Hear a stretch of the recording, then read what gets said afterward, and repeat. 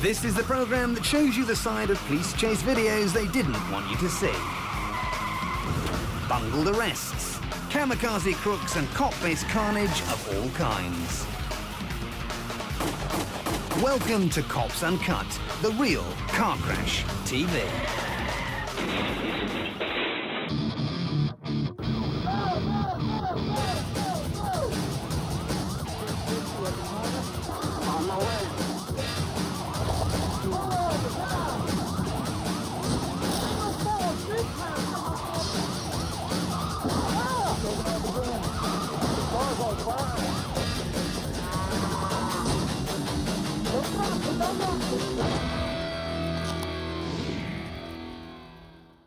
Coming up on Cops Uncut, this colorblind crook fails to see red.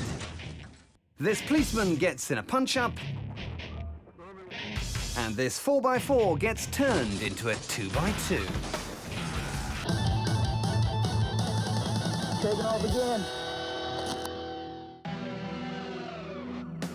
According to research, you're around 12% less likely to have an accident if you're driving a white car. But all that goes out the window when you're an armed robber and you're being pursued down the interstate by the cops.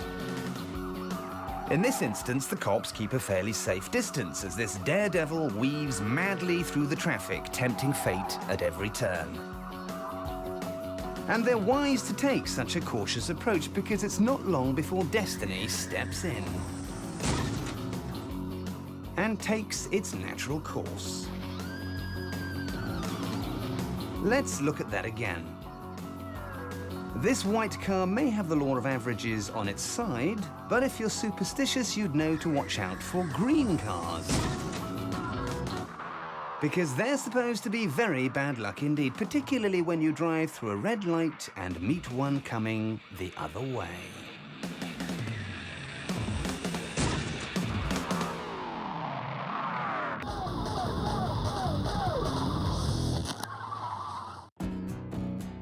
It's high noon in Austin, Texas, and female officer Jamie Tavers is about to get a short, sharp lesson in how not to underestimate a dangerous situation. When your suspect is a 6-foot nude man who has been attempting to break into a daycare center, it's time to give him a taste of Mr. Taser.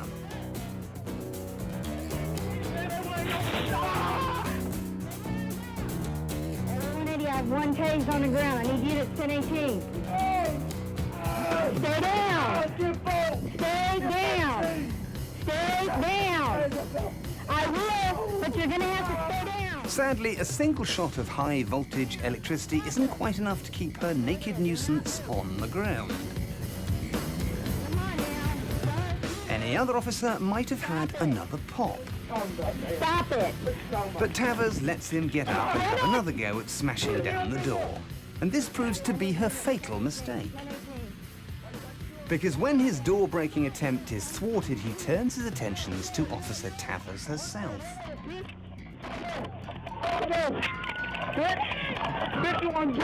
Luckily for her, help is on its way. Inspired by the arrival of her colleagues, Officer Tavers dusts herself down and takes up her weapon once again.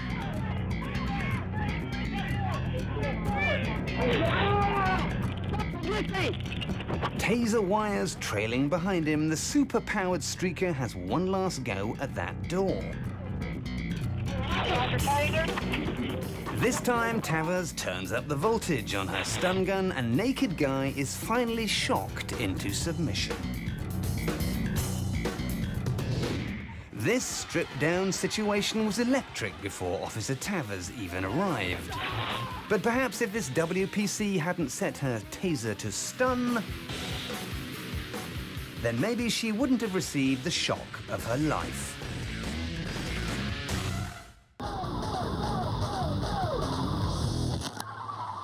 Still to come in part 1.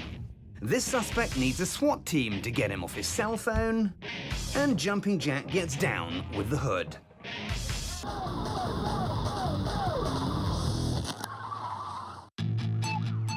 Would you notice if a whole tire flew off your motor? Apparently not if you're the driver of this red SUV who's happy to keep on trucking through the night, rubber or no rubber. Even when the sparks start to fly, he doesn't bat an eyelid.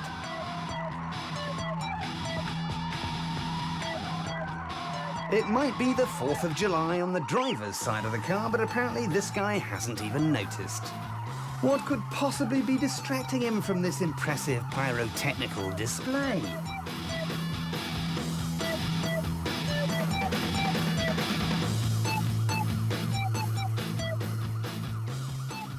Even though the driver finally pulls off the road, he remains oblivious to the events unfolding around him, and here is why. He's making the most of his free talk time. He turns up the radio, kicks back, and enjoys the moment. At last, it seems like the police have the driver's attention. Is he going to come quietly now?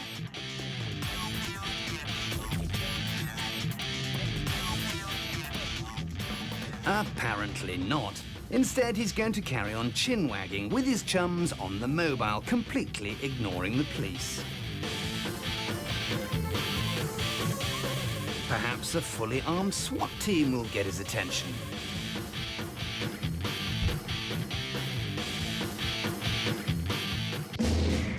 In police chase situations, if there's one thing that really winds the coppers up, it's being ignored. So when this guy puts the cops on hold, it's time to send in the cavalry.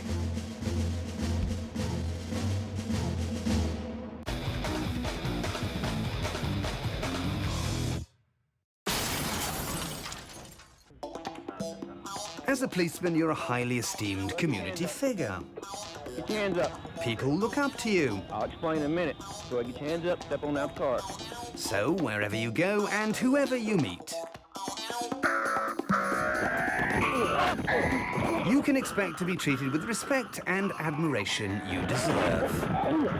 Don't be surprised if people go out of their way to make a big show of their appreciation for you. Who can blame them? It's just their way of saying, "Thank you, officer. I'm your biggest fan." In these situations, if at all possible, try not to get too overwhelmed. It's best to sit back and accept whatever your adoring public throws your way with as much grace and dignity as you can muster. Remember, it's easy to be overwhelmed by the sheer force of people's love for law enforcement. So when someone you meet wants to give you a friendly pat on the back, learn to take it like a man. Class dismissed. Taking off again. It's late evening in Mayfield, Ohio, and these two boys in blue are tired from a long day's busy police work. They've spent the day playing hide and seek with a troublemaker in a local shopping mall.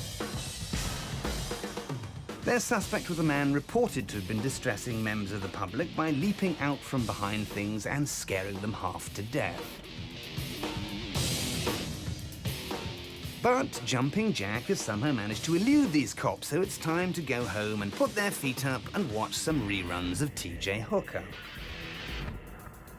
The officers get into their squad cars and go their separate ways. Cop 1 pulls out, apparently without bothering to indicate. While Cop 2 decides that it's such a nice evening, he's going to take the scenic route home. But what's this? The officer spots something suspicious in his headlights and goes to investigate. Is it a tramp? Is it a bear? No, it's Jumping Jack, and he's up to his old tricks again. Which just goes to show that as a policeman, you should never give up the ghost. Because just when you least expect it, your suspect could suddenly fall into your lap.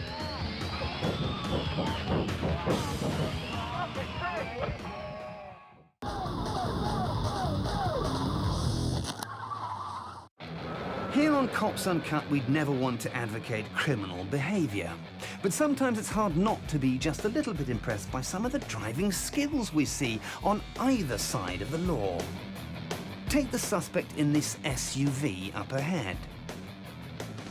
This naughty chap has been leading the police on a merry chase, regularly clocking more than 120 along the way. Quite how he's managed to get his elephantine 4x4 up to these speeds is a miracle in itself. But just look at the way he weaves through the rush hour traffic. He nimbly navigates the vehicles in his way with such ease that you'd be forgiven for thinking this guy was invincible. Sadly, though, he's not. And when he winds up in a bit of a tight spot, he finds out the hard way that there's such a thing as pushing your luck.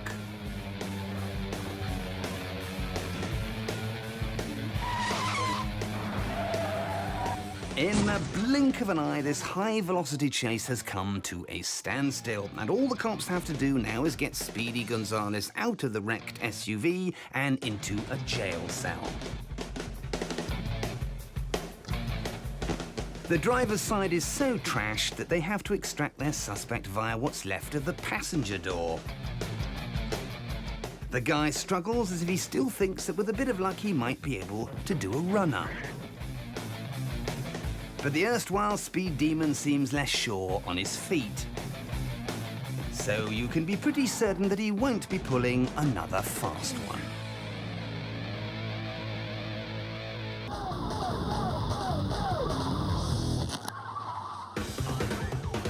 It's another rainy day in Whereversville, USA, and the cops are after a suspect who refuses to pull over.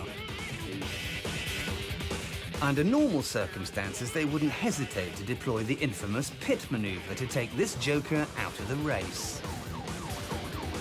But the streets are too wet to pull off a trick like that. So the pursuing officers have to wait until things dry up a bit before they can make their move. An upcoming junction provides the perfect opportunity to pull a pit.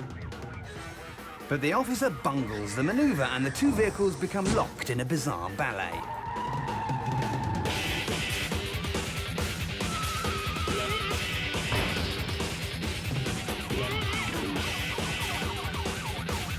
The suspect even does some ramming of his own.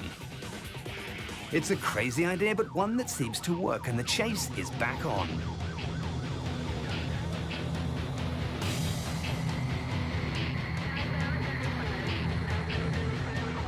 This time, however, the fugitive's getaway plan involves driving the wrong way on the freeway, which really is a crazy idea, especially when things reach speeds of up to 115 miles an hour.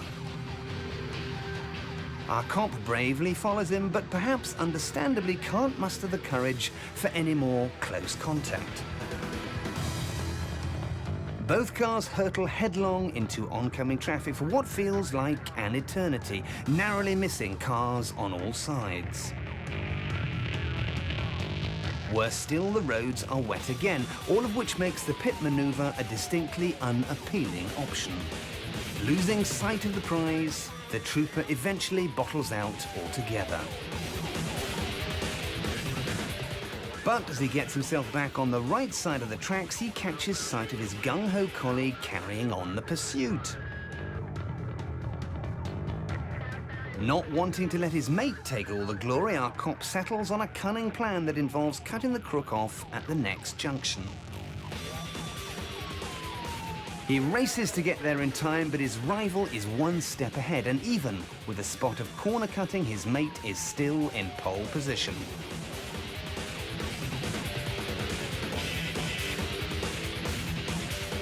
If only he just stuck with it. Then perhaps it would have been him who got all the satisfaction of dumping this dangerous driver in a ditch.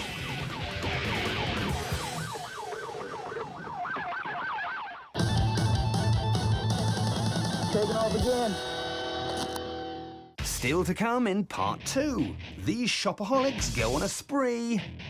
And this Bobby gets a battering from behind.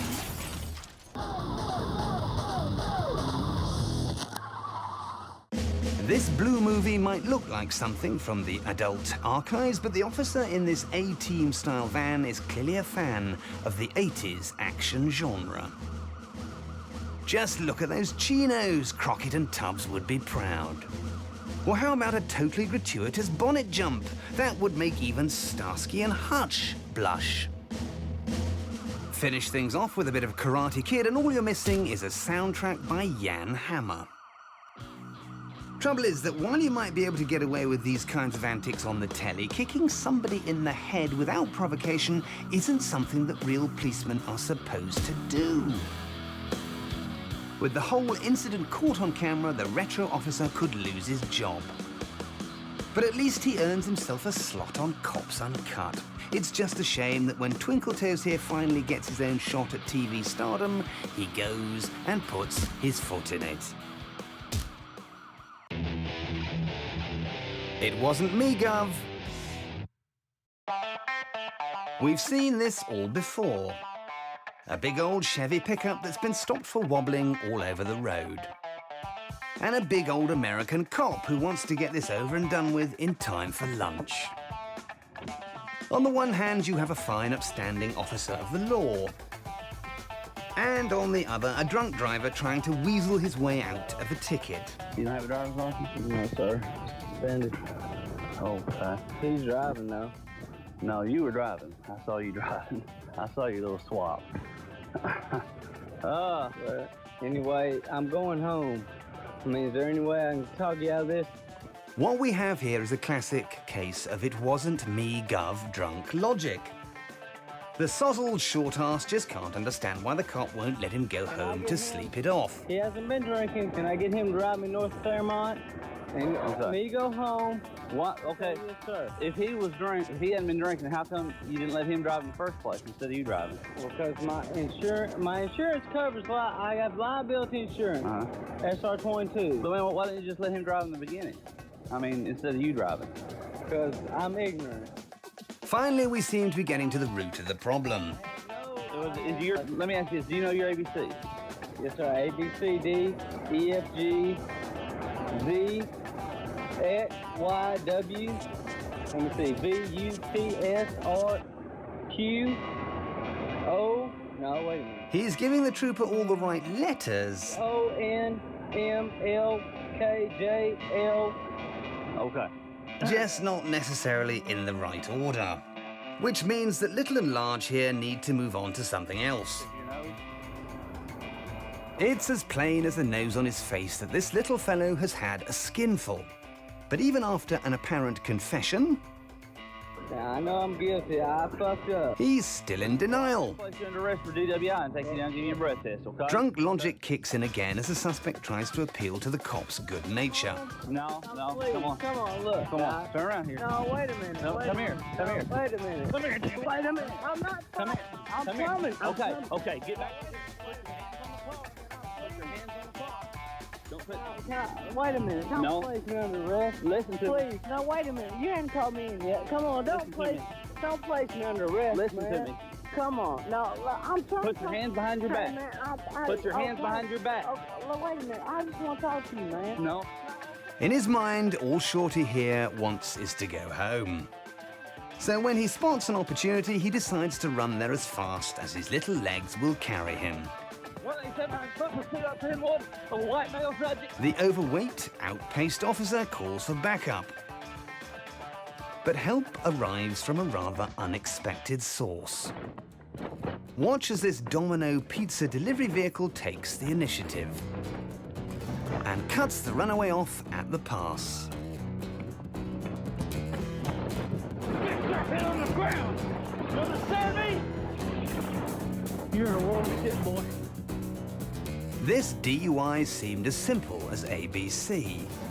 V, X, Y, W. But then the situation ran away with itself. Sir, don't place me.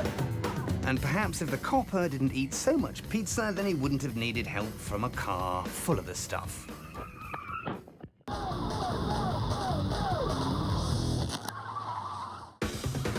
We all know that the ladies are rather partial to a spot of shopping. But it's hardly a crime unless you're in California, apparently, where the San Diego police have thrown everything they've got at the two women in this black sedan. And what have these unhappy shoppers done to deserve a full-on freeway chase and helicopter pursuit? Got caught with their fingers in the till, perhaps? 2707 for information for 108S2 negative on switching to the orange. Held up a store at gunpoint? Okay, well there's already like 4 or 5 of them on the call, so we're gonna... Nope, apparently this is the way the San Diego police treat you when you try to return a pair of shoes without a receipt. So let that be a warning to you. If you're planning a trip to the Golden State, our advice is to stay away from the shops, especially if you're in the market for footwear. Because you could be trying on a pair of trainers one minute and find yourself being dragged out of your wrecked motor the next.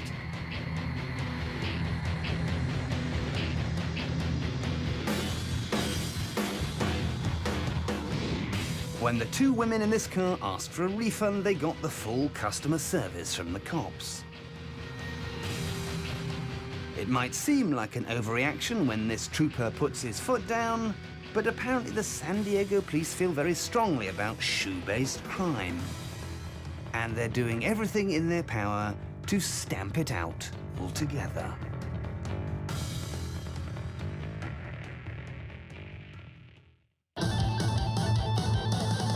Taking off again. To paraphrase an old saying, too many cops spoil the broth. So when troopers Clark and Giovanni both arrive at the scene of a routine traffic stop, there's already plenty of guests at this get-together. Neither of them are particularly keen on dealing with yet another annoying drunk driver, so Officer Clark leans on Giovanni's squad car and the two argue over who's going to handle this one. Perhaps Clark owes Giovanni a favor. Perhaps they flip a coin. Either way, Officer Clark eventually gives in and approaches the suspect's vehicle, while Officer Giovanni sits safely in his cruiser. Or so he thinks. Because just as he starts to get comfortable, someone else gatecrashes the party. Seen from Officer Clark's dashcam, Giovanni's vehicle appears to have been completely obliterated by the marauding pickup. There are no signs of life whatsoever. At least not until a small dog flees the scene. Perhaps the animal was driving the truck. That'd certainly explain how such a horrific accident could occur. Eventually, however, humans start to appear out of the smoke as well. None of them are looking too hot either. But it's the cops that bear the brunt of the damage, and perhaps that'll teach them not to travel in packs. Because in situations like these, two's company, and three is definitely a crowd.